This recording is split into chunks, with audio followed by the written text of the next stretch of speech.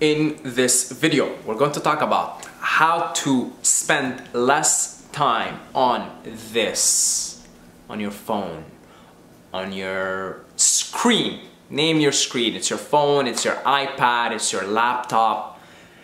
How do you spend less time on your phone? And I thought about this. I said I'm going to make a video on this because I need to teach myself about this, because I myself spend more time than I would like on my phone. And this comes as a natural byproduct of being a public figure, if you will, putting out videos and content and having an online business. So I would have to constantly be aware of my analytics, of how I'm doing. Is this channel growing? Is the business growing? Etc, etc, etc. So as a byproduct, I have a tendency to spend more time checking the analytics, how many views, how many subscribers, etc. Okay? So I thought it's a good video to make and reflect on, because I would like to teach myself something here, because I have some work to do in this way. So let's go a little bit deeper here. Checking my phone. Now most people, like when they check their phone, they're checking like, you know, they kind of do it mindlessly, first of all. And you go and on Instagram, right? You check the feed. And then you go on your Facebook, you check the Facebook. And then you're kind of like secretly hoping that somebody liked one of your posts, or you get a new notification or a new message from somebody, right? You're secretly hoping for that. That's why you keep constantly looking and searching. Let's be honest here, secretly, okay? That's what we're looking for. When I'm looking through, you know, like my YouTube analytics, like I'm secretly hoping to have like 1,000 new subscribers, new people, right? Oh, 1,000 people interested in my content. And really, when you see and you ask why, like what is driving this behavior, we're all seeking external validation of some sort. We are seeking love, really. Like when somebody likes your page or sends you a message, like they're basically saying, hey, I remembered you, and it's a form of love. When somebody likes your comment, I mean, it even shows the heart, right? Like on Instagram, it's a heart, you see?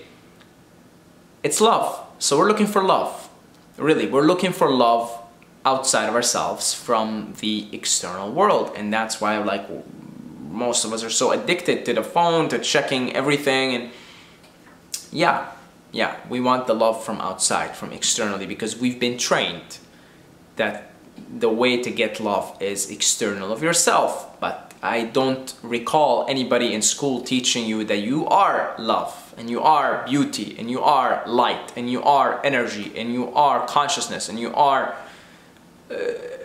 your awareness. Nobody, I mean, I don't know. Please tell me if there is any curriculum out there that teaches you that you are love. I would like to talk to that school and talk to the people who have that in the curriculum, because I would want to spread this worldwide. So yeah, we've been taught, even as infants, you know, your mother becomes your source of love. So even nature is programming you to look for love outside of yourself.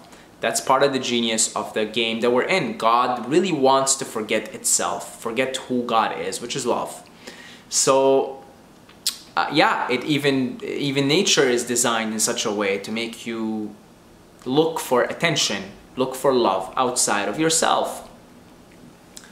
So yeah, understand that this is why you keep checking your phone, and this is why you keep checking the number of subscribers on YouTube and all of that, the obsession. So I'm finding what's helping me with this. It's a process. What's helping me with this right now is meditation. Because what happens when I meditate, and if I do it, you know, in the early part of my day, is through the process of sitting there in silence, I become more and more the watcher. So I just start to watch my life as if it's a movie. Because make no mistake about it, that is what your life is. It's a dream, it's a movie, and it's playing itself out. So the more I meditate, and if I do it again early part of the day, I spend 15-20 minutes in silence. And I really have to say, but microdosing helps me get in those meditative states quickly.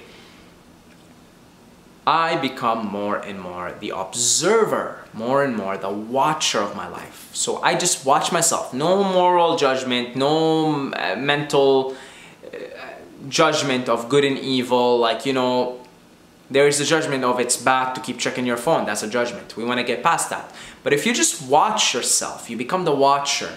Like, you know, you pick up your phone, picking up. So the way you start to speak to yourself, picking up phone, scrolling, checking, let's go, you know, checking YouTube. You go in YouTube Studio, refreshing, checking how many subscribers, checking how many views, scrolling up. So when you just watch it, no judgment, no judgment, what ends up happening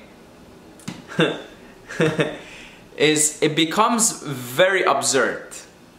It's almost like you're just watching your ego do its thing, wanting attention, wanting love, and it just becomes hilarious. And you're just like, oh, this is kind of embarrassing. You know, like it's almost like your ego is getting embarrassed. You start to get a little embarrassed because you're just watching. Hey, you're not saying, oh, it's back to check your phone, or you're just watching. You know, it's just like, okay, scrolling, and it just becomes funny. Like, you know, and then you're like checking Instagram, checking this, and then you just kind of run through it as if it's a movie. You're watching a movie. It just becomes absurd, okay? And the absurdity of the situation, the absurdity of the situation, of the predicament that you find yourself in, which is this constant monkeying around, going outwards, outside of yourself for attention and love and validation and affection, just becomes, again, pretty hilarious and quite absurd. And in the midst of this absurdity, you're just naturally more inclined to check your phone less. Because again, you don't want to go through the embarrassment of somebody just watching you do this, because you're the watcher here, you're watching, right? Again, you're just watching this, like observing. No, you got no interest, no morality in this, no good or evil, no bad and good, just is watching, and hence the absurdity. And you'll just become less inclined to do this. You'll still do this, you'll still engage in this behavior, but you're more now engaged to it from the standpoint of an observer, of a watcher. You know, like I found myself doing this today, you know, just watching myself. So I go through my phone, scroll up, and then I go to YouTube, and I'm like, and then I'm just watching, no observing, and I'm like, 2 new subscribers. Interesting, you know, because you're just watching, interesting, you know, and then you move on to the next thing, and then you realize, like, you just, by virtue of just watching, the absurdity reveals itself, and then all these insights of why you're doing this in the first place reveals itself, and then you're just more inclined to do this less and less. See? Because you're really getting to the deeper reason. The deeper, you're looking at your motive for your actions, and then again, the way to let the action fix itself on its own, because you don't want to force it. Again, you don't want to use your mind. It's just watch, and through the constant process, this, you have to do this like every day, and have to be really mindful through the constant process of just watching yourself as if you're a neutral observer. Your actions will naturally correct themselves, and you'll just check your phone less and less. It'll just start to happen less and less, and then you'll start to look more inward for your inside of you, and eventually the more you look, the more you realize you're all of it, you're love, you're everything you're ever looking for, and just be here now, baby. Just be here now. So that's the process that I'm using right now to extricate myself from this trap. I think, like, all of us are in this trap, aren't we? We grew up in this age, and it's the information age, the technological age, and these are funny and absurd predicaments that we have to tackle collectively together, okay? So that's about it. If you're interested in all these concepts that I talk about in these videos, I wrote a mini report, 11 pages called, or something, 11, 10, 12 pages, I don't know, called 7 Pillars of Enlightenment.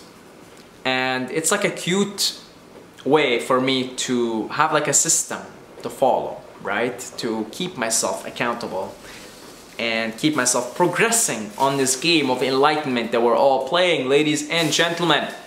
Whether you know it or not, you are playing the game of enlightenment and you're evolving to become God, essentially. So if you're interested in that stuff, it's for free. Check it out. It's down below, the description and in the comments. Other than that, just want to let you guys know that I love you, that I'm gonna do my best here to not judge myself and not judge you, and just kind of watch the whole scene unfold, watch the whole cosmic movie unfold, and grab some popcorn and just enjoy the show. Okay? And that's about it. Until next time, may the Force be with you.